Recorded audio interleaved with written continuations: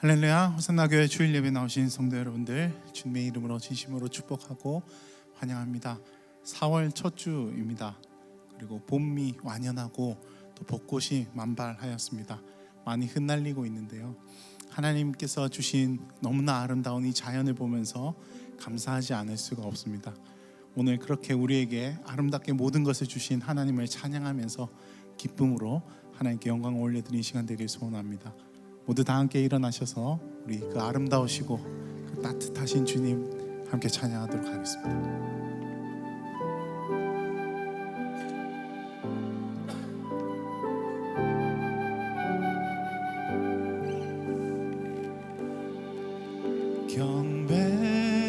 경배하리 주 하나님 전능하신 주,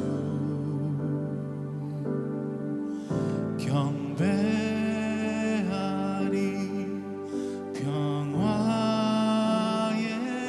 왕 주를 사랑합니다. 경배하리 주 하나님 전능하신 주,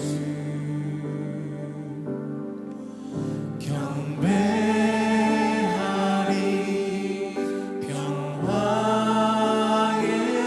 왕 주를 사랑합니다. 찬양하세.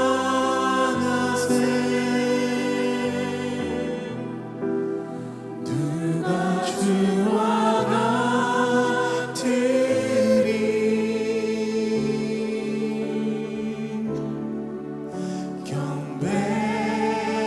경배하리 주 하나님 전능하신 주, 경배하리 주 하나님, 경배하리 주 하나님 전능하신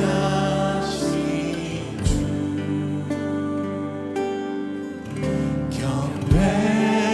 경배하리 평화의 왕 주를 사랑합니다. 경배하리 주 하나님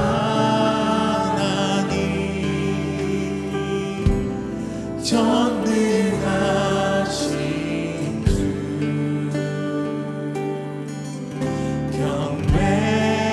경배하리 평화의 왕 주를 사랑합니다. 찬양하세.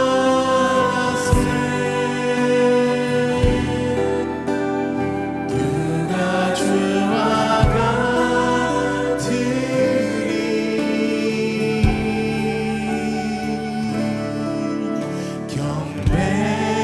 경배하리 주 하나님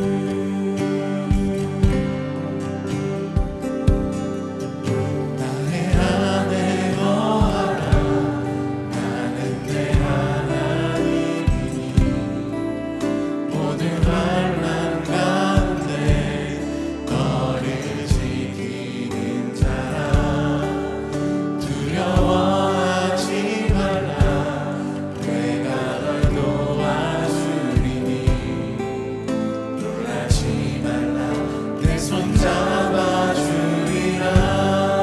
나의 안에 거하라. 나의 안에 거하라. 나는 내 하나님이니 모든 환난 가운데 너를 지키는 자라. 두려워하지 마라. 내가 널 도와주리니 놀라지 말라. 내 손 잡아주리라. 내가 너를 지명하여 불러나니 너는 내 것이라. 내 것이라. 너의 하나님이라. 내가 너를 보배롭고 존귀하게 여기노라.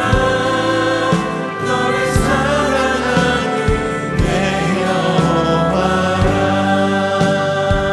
우리 더 높은 목소리로 함께 찬양합시다. 나의 안에 거하라. 나의 안에 거하라. 나는 내 하나님이니 모든 환난 가운데 너를 지키는 자라. 두려워하지 말라. 내가 널 도와주리니 놀라지 말라. 내 손 잡아주리라. 다시 한번 고백합시다. 나의 안에 거하라. 나의 안에 거하라. 나는 내 하나님이니 모든 환난 가운데 너를 지키는 자라. 두려워하지 말라. 내가 널 도와주리니 놀라지 말라. 내 손 잡아주리라. 내가 너를 지명하여 불러나니 너는 내 것이라. 내 것이라. 너의 하나님이라. 내가 너를 보배롭고 존귀하게 여기노라. 너를 사랑하는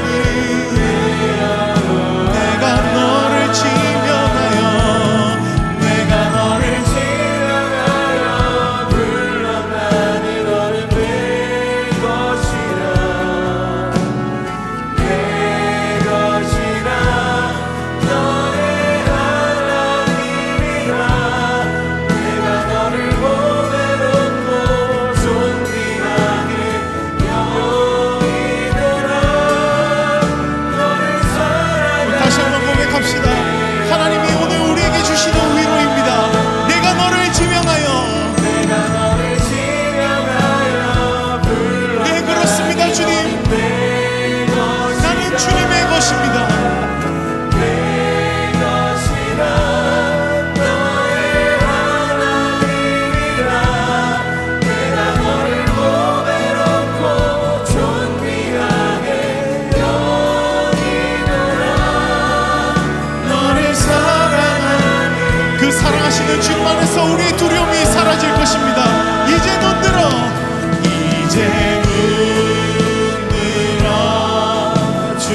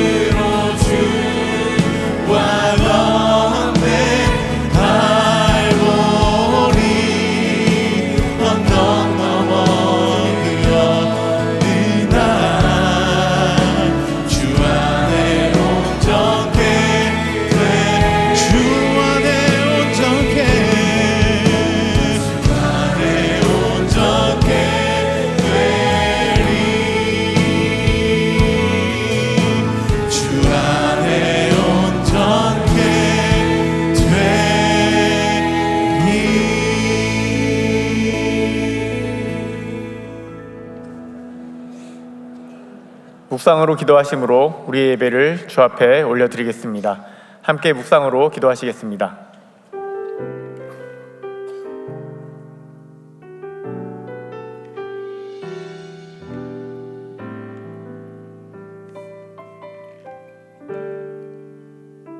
수많은 상처와 실패 속에도 여전히 이곳에 함께 계시네.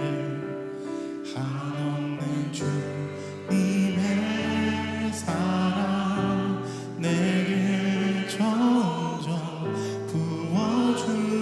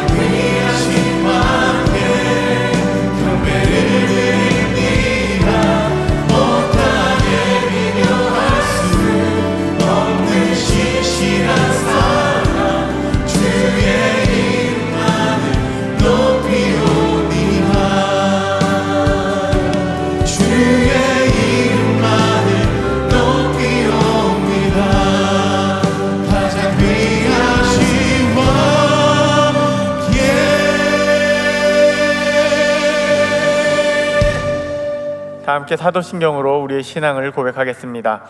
나는 전능하신 아버지 하나님 천지의 창조주를 믿습니다. 나는 그의 유일하신 아들 우리 주 예수 그리스도를 믿습니다. 그는 성령으로 잉태되어 동정녀 마리아에게서 나시고 본디오 빌라도에게 고난을 받아 십자가에 못 박혀 죽으시고 장사된 지 사흘 만에 죽은 자 가운데서 다시 살아나셨으며 하늘에 오르시어 전능하신 아버지 하나님 우편에 앉아 계시다가 거기로부터 살아있는 자와 죽은 자를 심판하러 오십니다. 나는 성령을 믿으며 거룩한 공교회와 성도의 교제와 죄를 용서받는 것과 몸의 부활과 영생을 믿습니다. 아멘.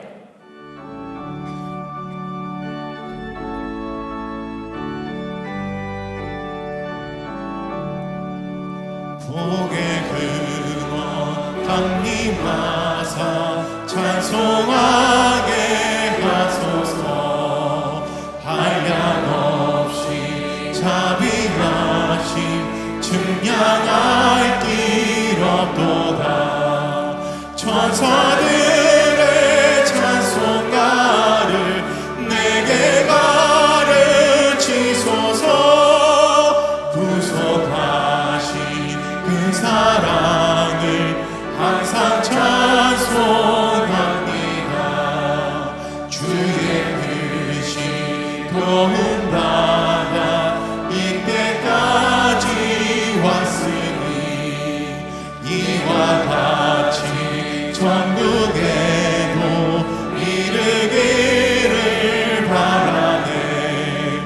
하나님의 품을 떠나 죄에 빠진 우리를 예수 구원하시려고 보혈을 여주셨네.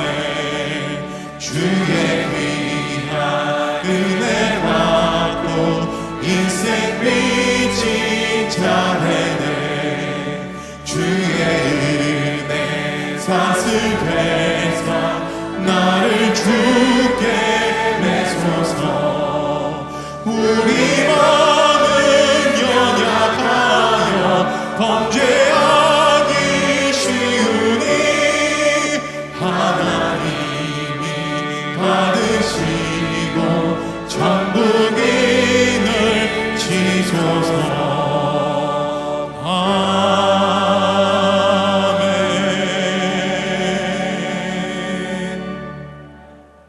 이제 자리에 앉아서 회개와 결단의 기도를 드리겠습니다. 지난 한 주간 주님의 뜻대로 살지 못했던 우리의 삶을 회개하며 하나님의 자녀다운 삶을 살기로 결단하는 기도를 주 앞에 올려드리겠습니다. 함께 기도하시겠습니다.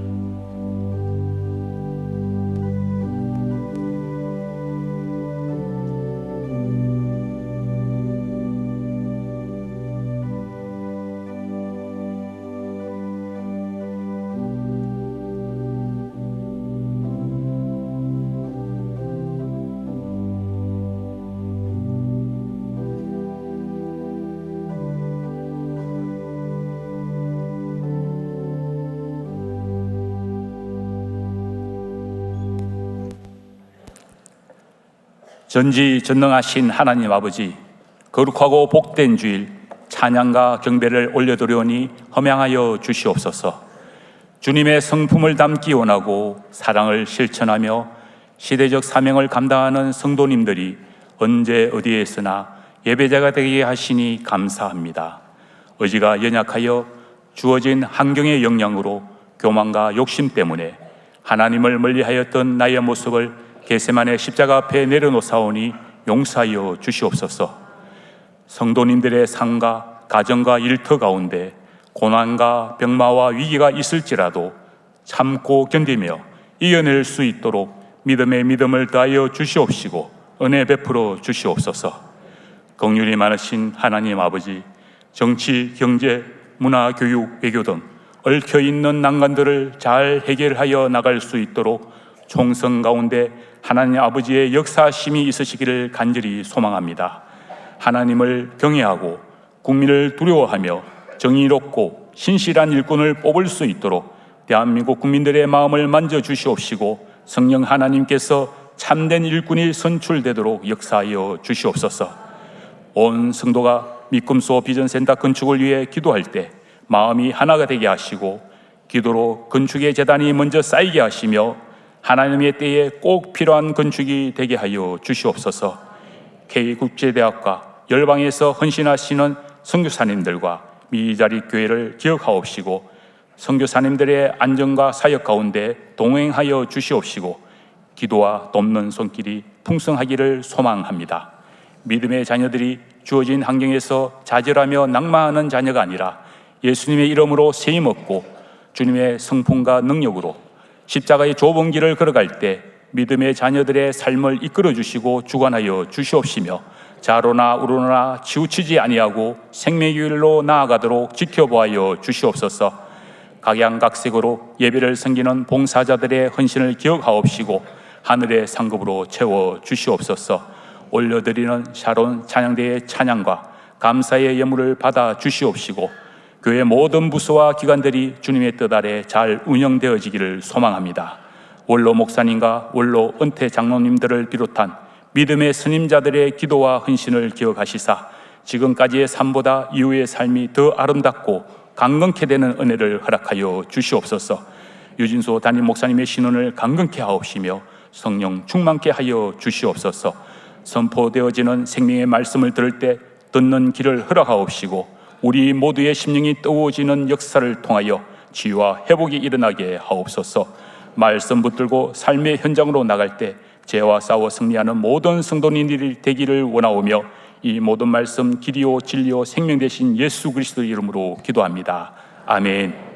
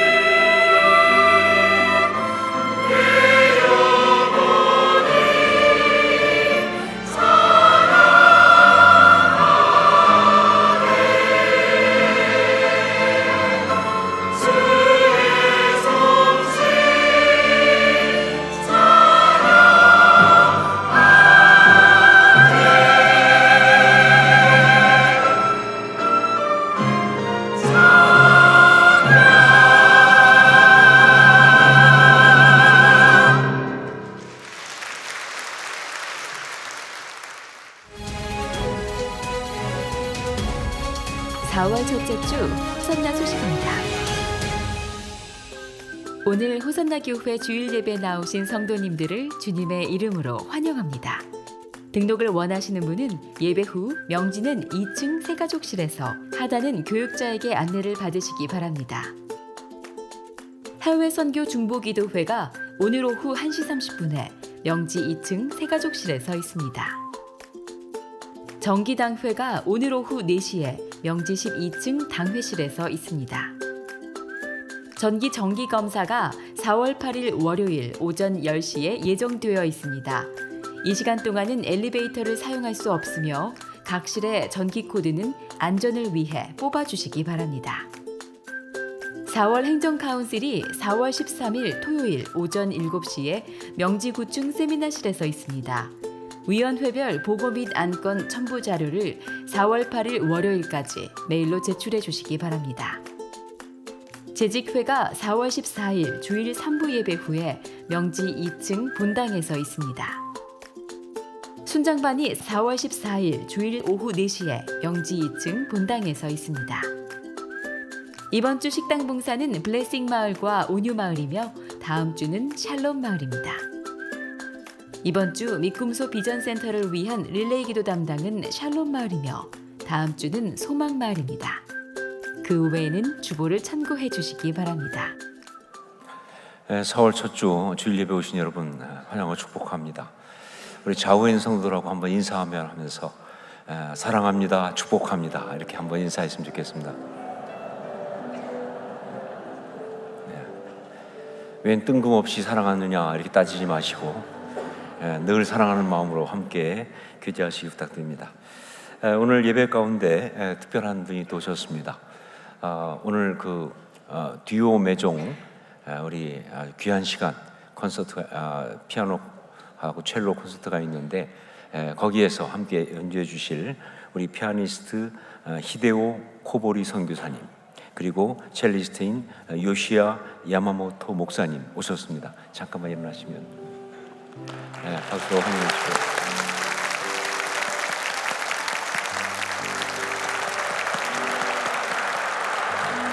감사합니다.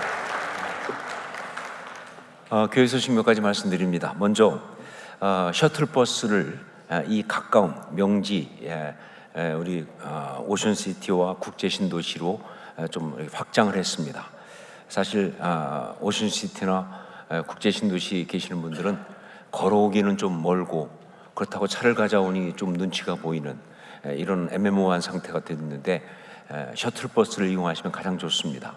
그래서 여러분들 이렇게 좀 저희가 확장을 했으니까 잘 이용해 주시기를, 우리 홈페이지 가시면 정확하게 나와 있으니까 보시고 꼭 활용해 주시기 바랍니다. 셔틀버스를 처음엔 엄두가 안 나지만 한 번만 타기 시작하면 바로 얼마나 편리한지 잘 활용하게 될 거라고 생각합니다. 그리고 좀 아까 인사했지만 우리 듀오 매종 콘서트 이제 1시부터 2시 30분까지 사랑홀에서 있습니다.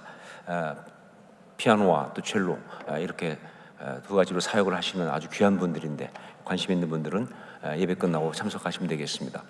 사랑홀 사는데 자리가 좀 부족할 것 같으니까 서둘러 잘 가셔야 될 것 같습니다. 그리고 학부모 기도회 사랑한 데이 다음 주 오후 2시에 있습니다. 역시 1층 사랑홀에서 있는데 다음 주 오후 2시에 정말 자녀들 기도 외에는 우리가 키울 방법이 없습니다. 학부모로서 기도해야 될 사명과 또 거룩한 부담이 있으신 분들, 또 그런 어떤 특권을 가지신 분들 꼭 오셔서 함께 기도해 주시기를 부탁드립니다. 그 외 다른 것들은 주보를 참조하시면 되겠습니다. 헌금을 해서 기도하겠습니다. 사랑하는 주의 은혜를 감사합니다. 저희가 주 앞에 예배드리며 예물을 가지고 나왔습니다. 우리의 삶을 담고 우리의 고백을 담고 주님을 향한 우리의 경외함을 담았습니다. 주님 받아주시고 정말 주를 섬기는 삶 살 수 있도록 우리에게 은혜를 더하여 주시옵소서. 자신만을 위해 살아가는 안타깝고 허전한 인생이 아니라 주님을 위해 살아가는 복되고 벅찬 인생 될 수 있도록 축복해 주시되, 그럴 수 있도록 구체적으로 우리 삶 가운데 필요한 것들을 채워 주시옵소서. 건강을 붙들어 주옵소서. 물질을 채워 주옵소서. 무엇보다 세우신 자리에서 은혜 받고 살아갈 수 있도록 역사하여 주옵소서. 주 앞에 우리의 예물과 우리의 마음을 올려드리면서 예수님의 이름으로 기도합니다. 아멘.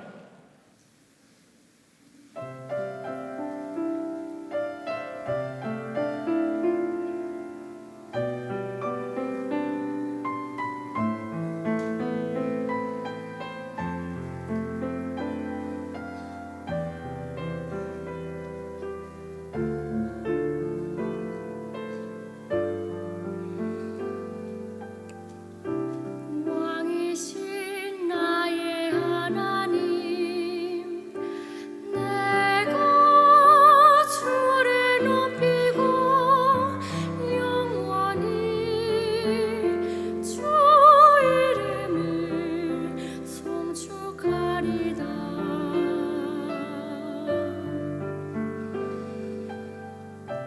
왕이신 나의 하나님,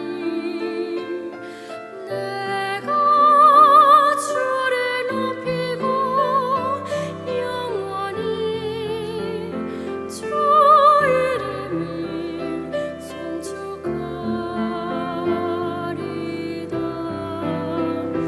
내가 날마다 주를 송축하며 내가 영원히 주의 이름을 송축하리다.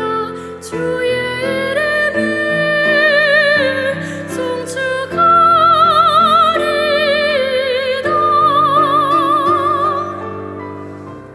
왕이신 나의 하나님, 내가 주를 높이고 영원히 주 이름을 송축하리다.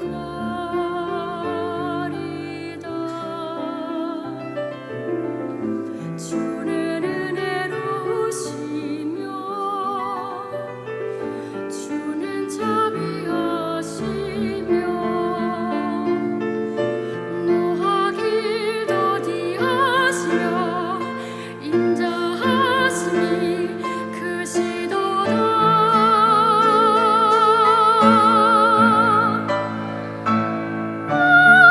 왕이신 하나님, 내가 주를 높이고 영원히 주 이름을 송축하리다.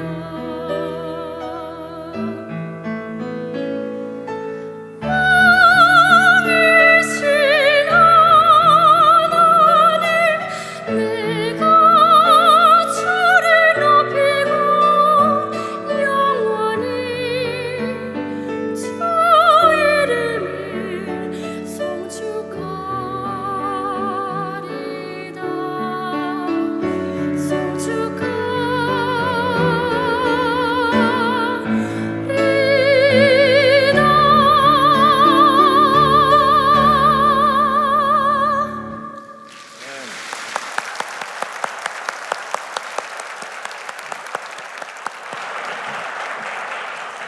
귀한 찬양에 감사드립니다. 말씀을 함께 나누겠습니다. 창세기 41장 41절로 57절까지 말씀입니다. 창세기 41장 41절로 57절까지 말씀 가운데서 50절부터 57절까지 한 절씩 교독하겠습니다. 제가 먼저 50절 말씀 봉독합니다. 흉년이 들기 전에 요셉에게 두 아들이 나되 곧 온의 제사장 보디베라의 딸 아스낫이 그에게서 나은지라. 요셉이 그의 장남 므낫세라 하였으니 하나님이 내게 내 모든 고난과 내 아버지의 온 집의 일을 잊어버리게 하셨다 하며 차남의 이름을 에브라임이라 하였으니 하나님이 나를 내가 수고한 땅에서 번성하게 하셨다 함이었더라. 애굽 땅의 7해 풍년이 그치고 요셉의 말과 같이 7해 흉년이 들기 시작하매 각국에는 기근이 있으나 애굽 온 땅에는 먹을 것이 있더니 애굽 온 땅이 굶주림에 백성이 바로에게 부르짖어 양식을 구하는지라. 바로가 애굽 모든 백성에게 이르되 요셉에게 가서 그가 너희에게 이르는 대로 하라 하니라. 온 지면에 기근이 있음에 요셉이 모든 창고를 열고 애굽 백성에게 팔세 애굽 땅에 기근이 심하며 각국 백성도 양식을 사려고 애굽으로 들어와 요셉에게 이르렀으니 기근이 온 세상에 심함이었더라. 아멘. 이번 주에 국회의원을 뽑는 선거가 있습니다. 그래서 말씀을 준비하면서 예전에 읽었던 윌리엄 윌버포스라고 하는 사람에 대한 이야기가 생각이 났습니다. 이건 몇 해 전에 읽었던 건데 한 대학 교수가 쓴 이야기입니다. 한국의 정치 상황을 보면서 영국의 정치가인 윌리엄 윌버포스에 대해서 글을 썼는데, 그의 주장에 따르면 영국 정치는 그야말로 이 윌버포스 이전과 이후로 나눌 수 있을 만큼 그렇게 엄청난 역할을 윌리엄 윌버포스가 했다라고 그렇게 이야기합니다. 두 가지의 중요한 일을 그가 했는데, 하나는 뭐냐? 관습을 깨고 영국의 정치판 수준을 끌어올렸다는 거예요. 19세기 초까지 영국의 이 정치 풍토는 그야말로 쓰레기였습니다. 도덕적으로 타락한 정치인들이 자신은 엉망진창으로 살면서도 말이죠, 자기의 지지자들을 돈으로 매수하고 그리고 여러 가지 이권으로 매수해서 그래서 자기를 지지하게 만드는 정치를 하는 그야말로 하수처리장 같은 곳, 그것이 바로 정치판이었다 하는 거예요. 근데 그럴 수밖에 없었던 것이 뭐냐? 그 당시 영국 상류 사회가 그야말로 도덕적으로 정신적으로 완전히 썩었기 때문에 그렇습니다. 왕족부터 시작해서 힘 있는 정치가들이 그야말로 권모술수를 가지고 온갖 어떤 그런 비리와 부끄러운 짓을 서슴지 않고, 힘이 있으니까 맘 놓고 뭐 술 마시고 도박하고 그 다음에 음란한 짓 하고 그렇게 살면서 말이죠.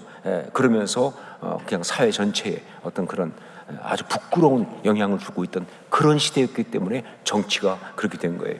자, 그런데 이런 정치판에 1780년 21살의 나이에 윌버포스가 입문을 하게 됩니다. 그러면서 그는요, 의회가 국가의 도덕을 만들어내는 조폐국이 되어야 한다라고 그렇게 믿으면서 이 정치인들의 도덕적 수준을 끌어올리는, 어떤 가치를 끌어올리는 그런 운동을 시작했습니다. 그는 대의 명분을 사회적 압력으로 활용하는 아주 굉장히 용이 주도한 전략을 구사하면서 고위 공직자들의 과도한 음주, 알코올 중독이 너무 많았으니까 그 다음에 음란행위, 도박, 이런 비도덕적 행위들을 적발하고 고발할 수 있는 법령들을 만들었어요. 그러면서 정치판의 어떤 수준을 갖다가 도덕적이고 그리고 좀 높은 그런 것으로 바꾸는 그러한 일을 한 사람이 바로 윌리엄 윌버포스라고 하는 사람입니다. 자, 이 사람이 또 한 가지 했던 게 뭐냐? 바로 노예제의 폐지였습니다. 노예제의 폐지. 그 당시 영국은요, 국가 수입의 3분의 2를 그 노예 무역을 통해서 걷어들일 만큼 노예 무역이 엄청났습니다. 그러다 보니까 노예제 폐지를 언급하는 것은요, 일종의 매국 행위처럼 그렇게 여겨질 정도였어요. 특히 상류 사회와 정치권에서는요, 이 노예제가 문제가 있는 줄 알지만 그러나 손대서는 안 되는 그런 것이라고 그렇게 생각하면서 주장하고 있는 그런 거였습니다. 자, 그런데 이 윌리엄 윌버포스는요, 이 노예제 폐지를 위해서 그의 평생을 바치면서 그것과 싸운 것이죠. 이걸 바꾸지 않으면 이 나라는 도덕성과 가치를 잃어버린 짐승 국가가 되어버릴 것이다. 그렇게 되면 이 나라에는 소망이 없다라고 그렇게 믿으면서 이 노예제 폐지를 위해서 사력을 다해서 싸웠습니다. 지혜와 용기를 가지고 여러 가지 방법으로 정말 이것을 폐지하기 위해서 그렇게 싸우면서 결국 1833년 7월 26일 윌버포스는요, 침상에서 죽어가면서, 그러면서 대영 제국의 모든 노예제를 1년 내에 폐지한다고 하는 그런 법령의 선포를 듣게 됩니다. 그리고 3일 뒤에 그는 죽었습니다. 자, 그러면 윌리엄 윌버포스는 어떻게 해서 이런 놀라운 정치적인 업적을 그 타락하고 추악한 현실 가운데서 이루어낼 수 있었을까? 그 비밀은요, 이 글을 쓴 교수님은 말하고 있지 않아요. 하지만 저는 알고 있습니다. 왜냐하면 저는 윌리엄 윌버포스의 또 다른 이야기를 알고 있기 때문에 그래요. 그의 또 다른 이야기.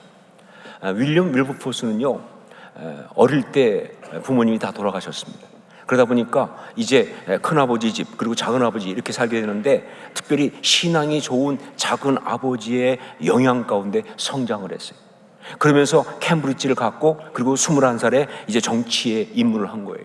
그런데 정말 타락하고 추악한 그 정치 현실 가운데 그가 갈등하면서도 거기에 그냥 적응하고 있었어요. 그러다가 25살 되었을 때 그가 예수님을 인격적으로 만납니다. 자, 그러면서 그는 고민하기 시작해요. 예수님 인격적으로 만나고 나니까 이 정치판에가 그냥 계속 있어야 되느냐 하는 고민이 생기는 거죠. 그래서 그는 정치판을 떠나서 목회자가 되려고 그랬어요. 성공의 사제, 사역자가 되려고 생각을 했어요. 이런 고민을 하면서 그가 이제 누구를 만나냐면 바로 자기의 작은아버지의 아주 친한 친구인 존 뉴턴 목사님을 만납니다. 존 뉴턴 목사님은 유명한 분이죠. 바로 우리가 잘 알고 있는 어메이징 그레이스, 나 같은 죄인 살리신 그 찬송시를 작사한 분이에요. 한때 노예상이었다가 회심하고 굉장히 사역을 정말 놀랍게 하던 그런 분인데, 그분을 만났어요.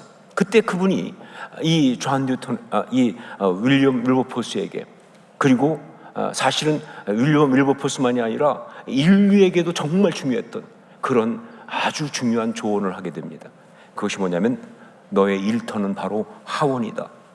하나님이 세우신 세상 한복판, 바로 그곳에서 하나님을 위하여 일하라 라고 하는 조언이었어요. 목사 되지 말고 너의 일터는 바로 하원이다. 하나님이 세우신 세상 한복판, 바로 그곳에서 하나님을 위하여 일하라.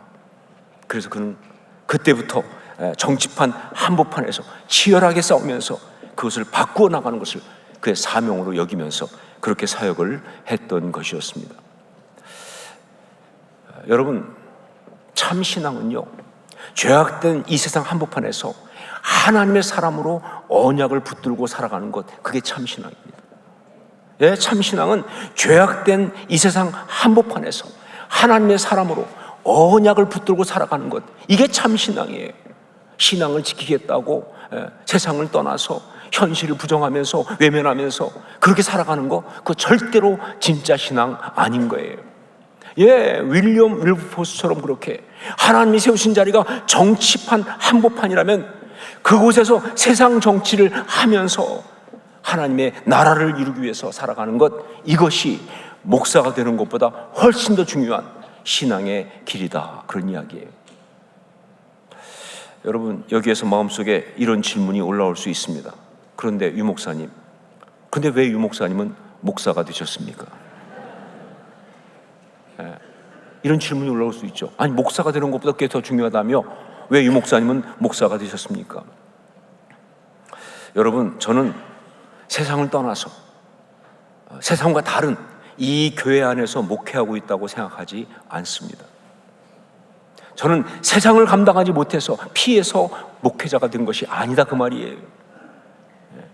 왜냐하면 여기 저의 부르심과 사명의 현장인 이 교회 안이 사실은 세상이기 때문에 그렇습니다. 예, 여기는 개념상은 하나님의 나라지만 실제는 세상이에요. 교회 안에 성도란 이름으로 다 모여 있지만, 그러나 여기도 세상이다. 어떤 면에선 세상보다 더 치열하고 교활하게 죄가 기승을 부리는 곳, 바로 그곳이 이곳이다 하는 거예요. 그러니까 저의 사역은 여기서 거룩한 성도들과 함께 천국을 누리는, 세상과 다른 천국을 누리는 그런 것이 저의 사역이 아니고, 사실은 성도들과 함께 우리들 가운데 있는 죄와 싸우는 거예요. 세상과 싸우는 거예요. 이게 바로 저의 사역이에요. 저는 분명히 압니다. 제가 만약 이 사실을 잊어버리면 저는 그 순간부터 시험 들고 좌절해서 목회를 할 수 없다는 것을, 예, 많이 경험했어요. 예, 정말 다 하나님의 사람, 거룩한 사람 이렇게 생각하고 있으면요, 실망스럽죠. 예, 시험 들죠. 어떻게 교회가 이럴 수 있어? 어떻게 교회 성도들이 이럴 수 있어? 아니요, 다 죄인들이잖아요. 다 죄인들이 모인 것 아닙니까? 그게 맞는 거예요. 저한테, 제게는 바로 목회가, 이 교회가 세상 가운데서 신앙을 지키며 하나님 나라를 이루어가는 치열한 바로 그런 신앙의 길이 된다는 것이죠. 오늘 말씀은 요셉이 애굽의 총리가 되어서 그야말로 멋있게 성공적으로 일하면서 살아간 그러한 이야기입니다. 모든 신앙의 사람들이 다 부러워하는 바로 그런 이야기죠. 그렇죠? 야, 정말 그렇게 믿음을 열심히 지키더니 결국 이렇게 복된 삶을 사는구나. 총리가 돼서 정말 이렇게 축복받으면서 이렇게 생각할 수 있는 바로 그런 말씀이에요. 그래서 많은 경우 이 본문을 설교할 때 이렇게들 제목을 잡습니다. 신앙의 축복, 혹은 믿음의 결론인 축복, 이런 식으로 붙일 수 있는 그러한 말씀처럼 보인다 그 말이에요. 그러나 아니죠. 오늘 말씀의 진짜 메시지는요, 그것보다는요, 세상 한복판에서 하나님의 사람으로 아름답게 살아가는 참신앙, 이게 진짜 메시지예요. 세상 한복판에서 하나님의 사람으로 아름답게 살아가는 참신앙. 그렇습니다. 요셉은 지금 윌리엄 윌버포스처럼 그렇게 애굽이라고 하는 치열한 세상 한복판에서 총리로서 정치를 하고 있는 거예요.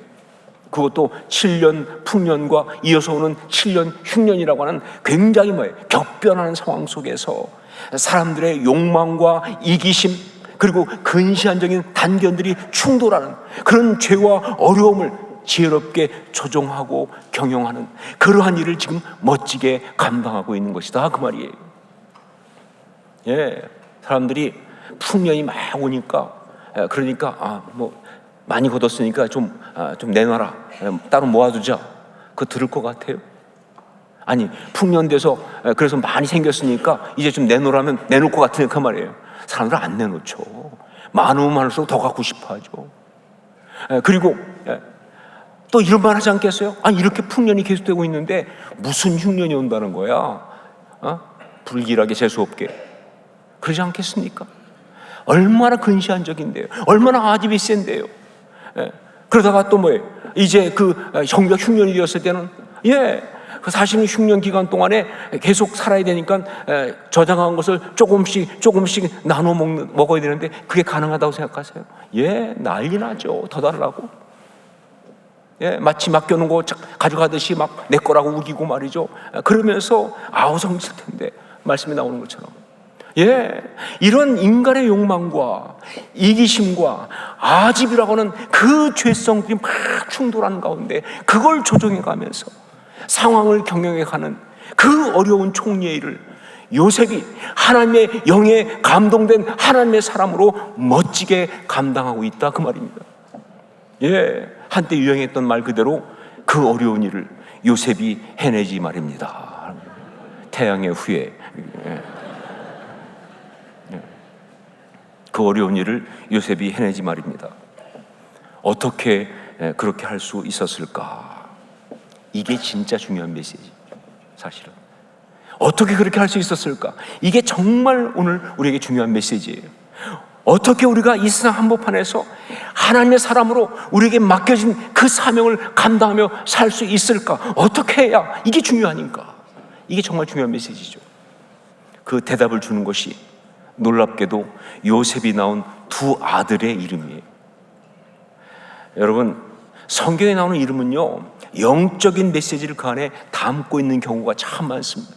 특별히 이렇게 요셉처럼 아주 영적인 어떤 그런 상황들, 그런 상황 속에서 자녀를 낳고 그리고 그 자녀의 이름을 지어줬다고 한다면 절대 그 이름은요, 부르기 쉬운 이름이라든가 부르기 좋은 이름 정도가 아닐 것이다. 사람이 자녀를 낳는다는 것은요, 그건 그의 삶에서 굉장히 중요한 의미가 됩니다.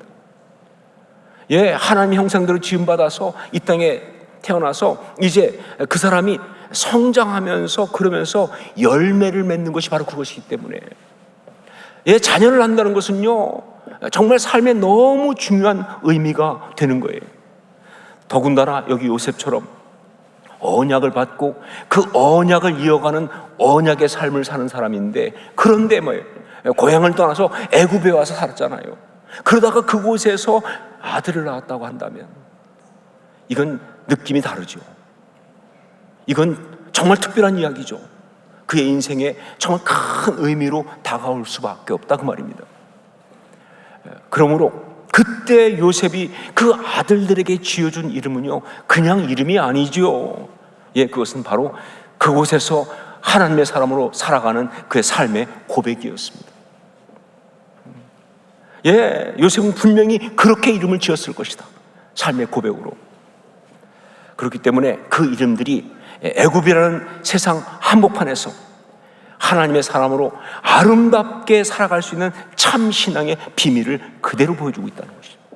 애굽이라는 세상 한복판에서 하나님의 사람으로 살아가는 참 신앙의 비밀이 그 이름 속에 담겨 있다 그 말이에요.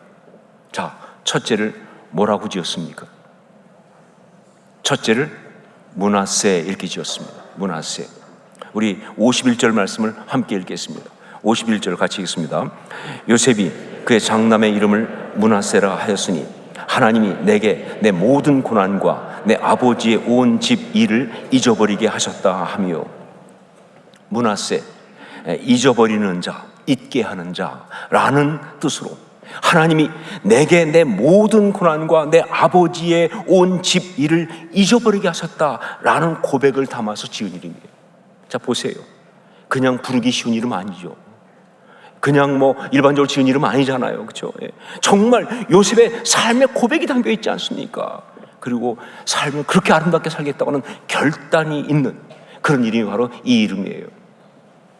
그러니까 세상 한복판에서 하나님의 사람으로 아름답게 살기 위해서는요, 무엇보다 뭐예요? 므낫세, 잊어버려야 한다는 거예요. 예, 세상 한복판에서 하나님의 사람으로 아름답게 살기 위해서는요, 무엇보다 먼저 므낫세, 즉 잊어버려야 한다는 거예요. 지난날의 고난과 고통에서 온 그 쓰리고 아픈 기억, 그 쓴 뿌리를 잊어버려야 한다는 거예요.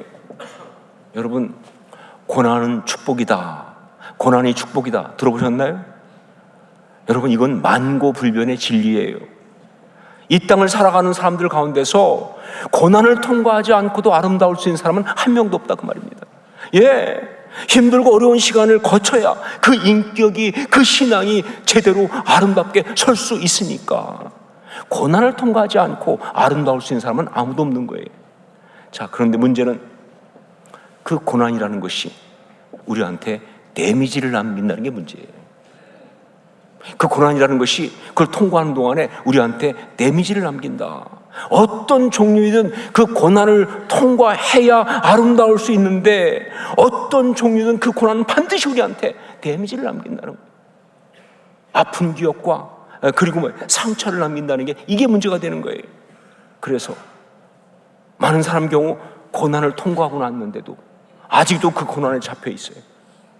고난을 다 통과하고 지나갔음에도 불구하고 그 기억과 상처에 잡혀서 거기서 벗어나지 못하고, 그것 때문에 삶이 아름답지도 못하고, 그것 때문에 삶이 행복하지도 않은 그런 경우가 너무 많다는 거죠. 외상 후 스트레스 장애라는 것이 있습니다. PTSD라는 것이죠. Post Traumatic Stress Disorder이라고 하는 것의 그 말이에요. PTSD, 외상 후 스트레스 장애. 전쟁이나 재난이나 어떤 사고나 충격적인 그런 것을 겪었을 때, 그것이 끝났음에도 아직도 그 공포에 잡혀 있는 거예요. 아직도 그 두려움에 잡혀 있는 거예요. 그래서 그것 때문에 정상적인 생활을 제대로 못하는 경우, 그런 정신질환을 이야기합니다. 자, 그런데 여러분, 이 PTSD가 일부 특별한 사람들만 있는 그런 증상인 줄 아세요? 아니요. 사실은 모든 사람이 다 거기에 걸려 있어요. 네, 여기 있는 모든 사람이 다 PTSD에 해당이 된다 그 말입니다. 물론 정상적인 생활을 할 수 없을 만큼, 장애가 될 만큼 심각하지 않을지 몰라도요, 예, 어느 정도는 다 사람들은요, 지난날에 겪은 어려움 때문에 살아가면서 지금도 내적인 고통을 겪어요. 내적인 혼동이 있습니다. 관계의 어려움이 있습니다. 영적으로 아주 심각한 문제를 자꾸 겪게 되는 것이죠. 예, 이게 모든 사람들의 이야기예요. 그래서 므낫세의 영성이 필요한 것입니다. 그래서 우리한테는 므낫세의 영성이 필요한 거예요. 우리가 이 땅에서 아름다운 하나님의 사람으로 제대로 살기 위해서는요, 무엇보다 먼저 그 고난의 기억을 잊을 수 있는, 즉 일종의 PTSD를 극복할 수 있는 잊어버림의 영성, 즉 므낫세의 영성이 꼭 필요하다는 것이죠. 사람들 가운데 보면요, 진짜 열심히 사는 사람 있거든요. 돈도 열심히 벌고, 뭐 일도 열심히 하고, 뭐 업적도 막 이루려고 하고, 막 어떤 그런 권력과 자리에 올라가려고 애쓰고, 막 그렇게 열심히 사는데 삶이 아름답질 않아. 그렇게 열심히 사는데 행복하질 않아. 심지어 신앙인들 가운데 정말 열심히 믿는데 막 그냥 뭐 열심히 신앙생활하고, 막 그냥 뭐 기도도 열심히 하고, 막 눈물 콧물 쏟아가면서 기도하고, 사역도 막 열심히 하고, 그런데 아름답지 않아. 본인도 행복하지 않고. 왜 그러냐? 이유가 뭐냐? 그렇습니다. 상처 때문에 그렇게 하니까 그래요. 그 동기가 그게 다른 게 아니라 상처 때문에 그렇게 열심히, 그렇게 치열하게 하니까 아름답지 않은 거예요. 행복하지 않은 거예요. 그 상처를 벗어나지 못하고, 그 두려움, 그 거절감, 그 굶주림, 그 열등감에 잡힌 상태로 그거 덮어보겠다고, 그거 가려보겠다고 그렇게 몸부림치고 악쓰고 살아가니까 아름답지 않죠. 행복하지 않죠. 그러므로 여러분, 잊어야 합니다.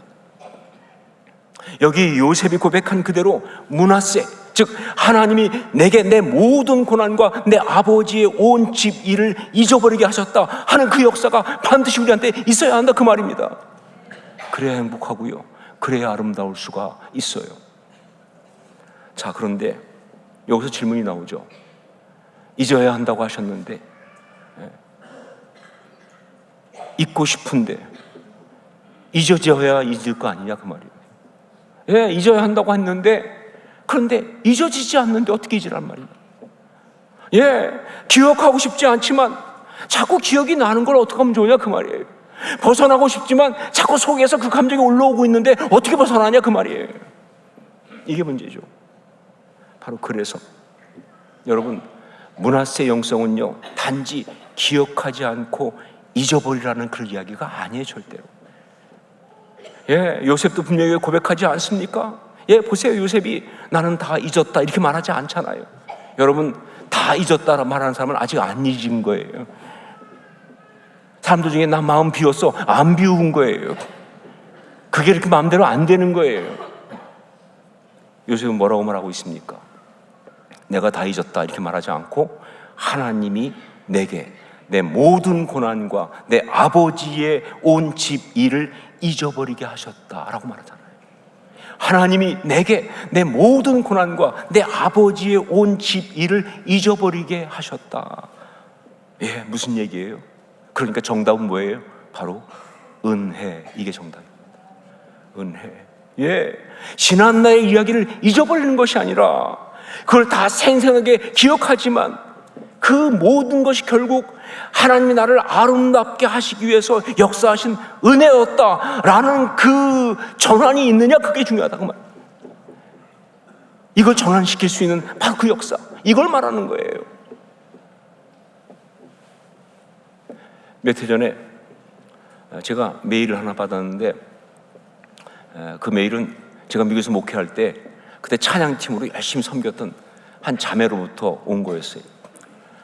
이 자매가 갑자기 메일을 보내서 뭔가 봤더니 그냥 처음에는 인사를 하는데, 결국 그 메일의 진짜 내용은 뭐냐면, 자기가 어떤 찬양에 너무 은혜를 받아서, 정말 그 찬양함을 하면서 너무 은혜 받아서 이 은혜를 나누고 싶어서 목사님께 이렇게 메일을 드리게 됐다는 그 이야기죠. 근데 그 찬양이 어떤 찬양이냐 보니까 손경민 목사님이 만든 은혜라고 하는 찬양이었어요. 물론 저도 이미 알고 있던 찬양입니다. 그리고 저도 많이 은혜를 받았던 찬양이었어요. 그런데 제가 좀 의아했던 건 뭐냐, 이 자매가 미국에 사는 자매잖아요. 그리고 젊은 자매인데 어떻게 그 찬양의 은혜를 받았을까 하는 거예요.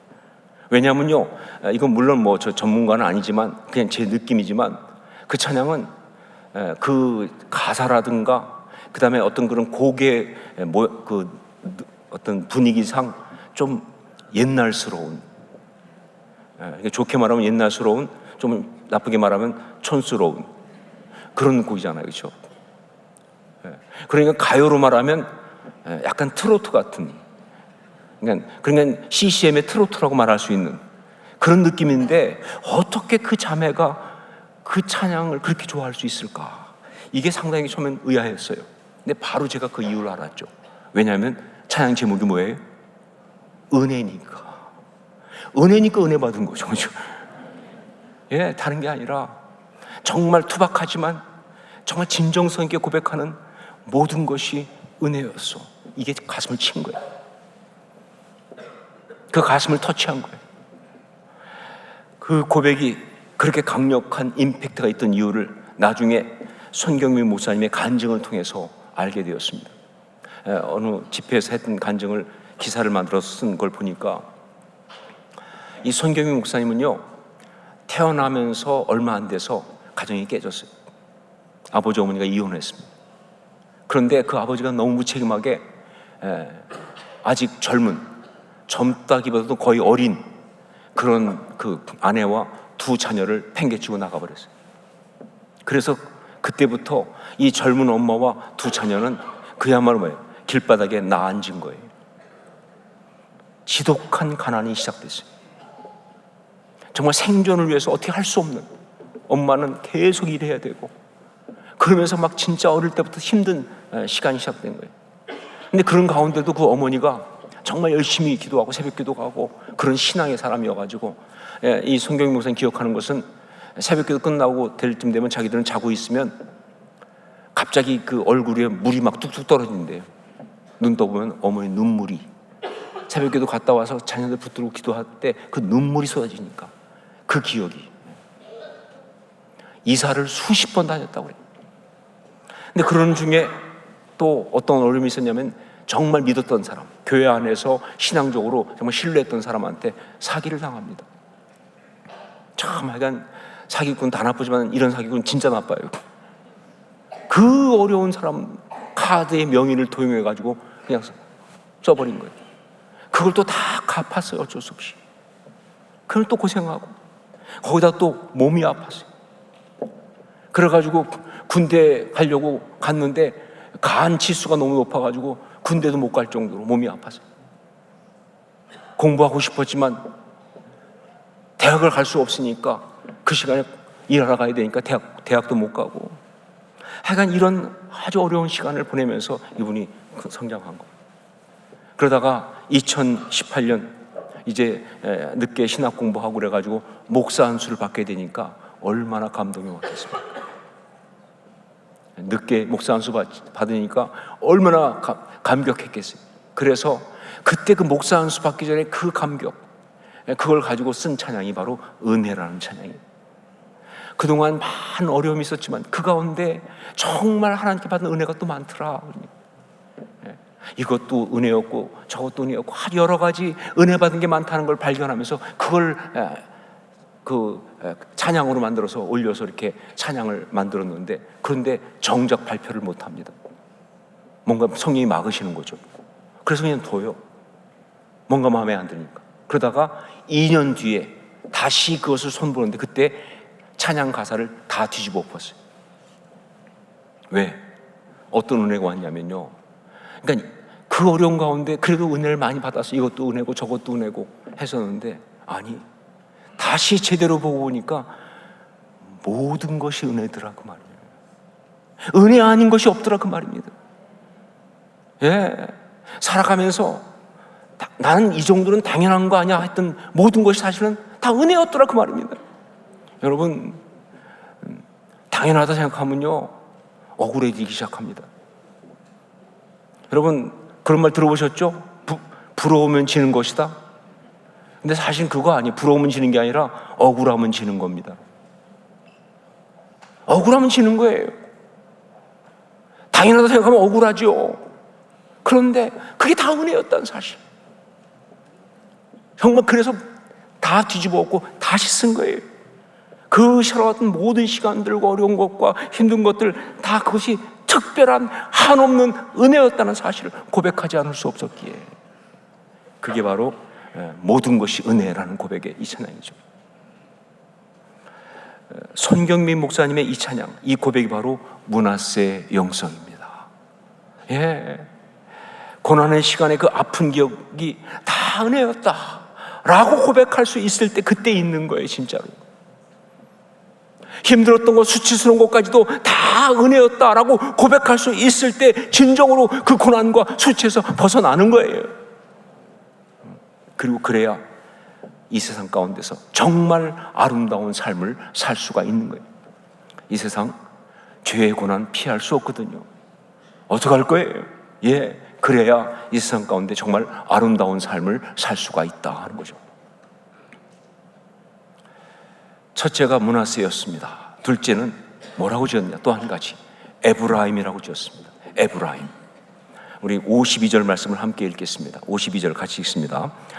차남의 이름을 에브라임이라 하였으니 하나님이 나를 내가 수고한 땅에서 번성하게 하셨다 함이었더라.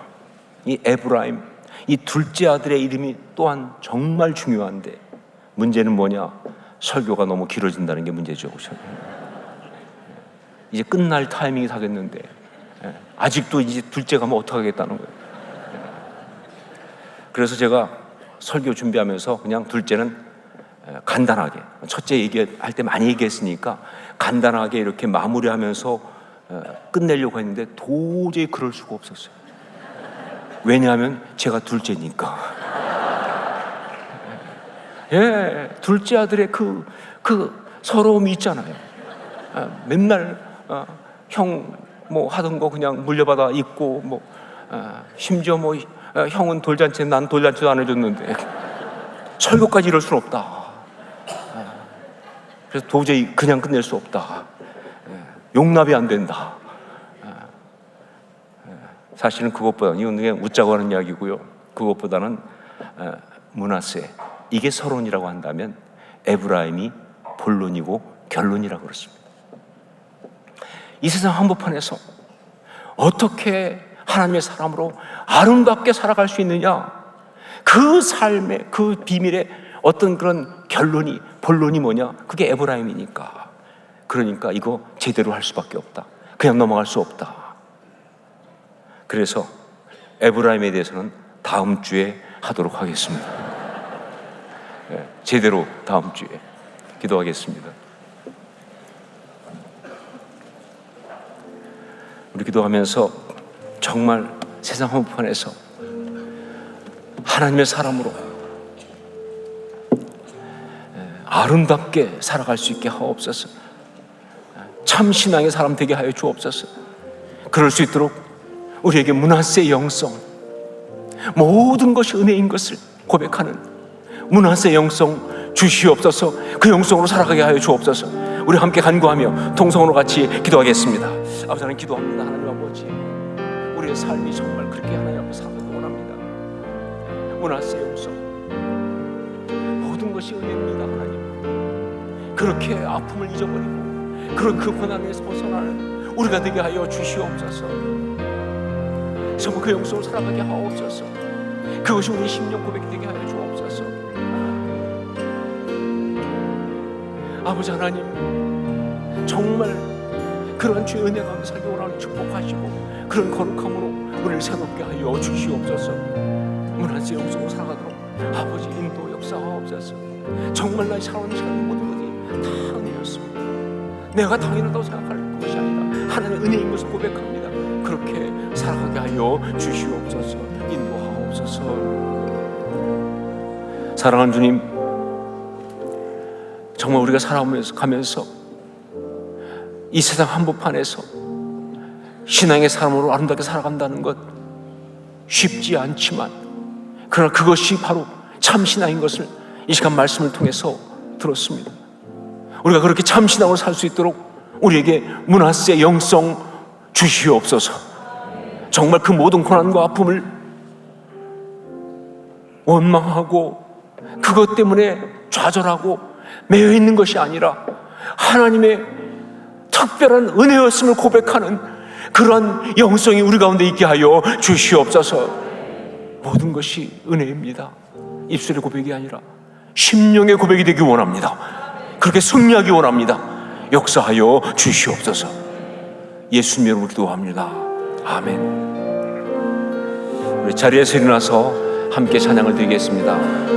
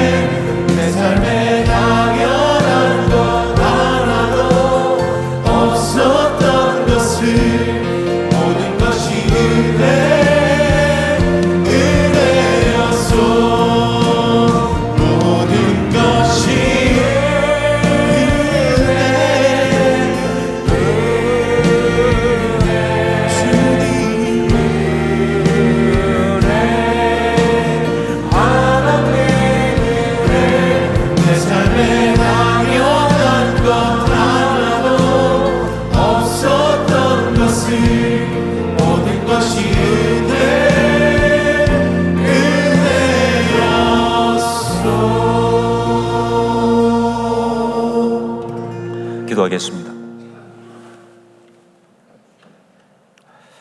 이제는 부활이요 생명 되신 우리 주 예수 그리스도의 십자가의 그 은혜와 하나님 우리 아버지의 한량없는 사랑하심과 성령의 역사하시며 감화감동하시고 서로 교통 교제하게 하심이 오늘 주 앞에서 요셉의 이야기를 통하여 세상 한복판에서 하나님의 사람으로 아름답게 살아가는 그 참신앙, 그것을 위하여 문하세 영성 우리에게 주시옵소서.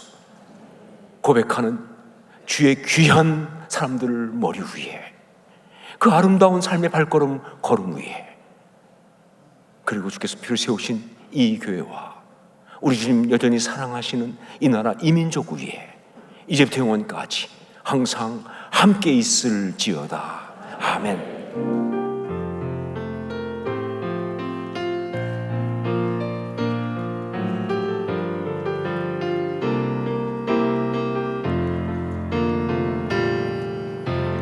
다시 하나님께 영광의 박수 올려드리겠습니다. 할렐루야.